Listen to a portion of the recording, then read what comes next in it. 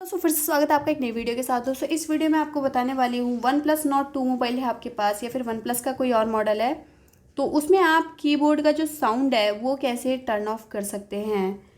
तो कीबोर्ड में अगर टाइप करते वक्त साउंड देखने को मिल रहा है तो इसको ऑफ करने के लिए आप चले जाएंगे थ्री डॉट पे और यहाँ पे आपको इस टाइप से ऑप्शन देखने को मिलेगा। तो आप यहाँ पे क्या करेंगे, इसको कट करके नॉर्मली आप कीबोर्ड वाले सेक्शन पे रहेंगे तो यहाँ पे सेटिंग पे जाएंगे। सेटिंग पे जाने के बाद यहाँ पे आपको प्रेफरेंसेस का ऑप्शन देखने को मिल जाएगा। आप इस पर क्लिक करेंगे और यहाँ स्क्रॉल करेंगे और यहाँ पे आपको साउंड ऑन की प्रेस का ऑप्शन देखने को मिलेगा। आप इसको बंद कर लेंगे, ठीक है। और यहाँ पे अगर आपको वाइब्रेशन नहीं पसंद है तो यहाँ पे हैप्टिक्स फीडबैक का ऑप्शन जो है बंद कर देंगे। तो यहाँ से साउंड बंद होता है, यहाँ से वाइब्रेशन बंद होती है, ठीक है।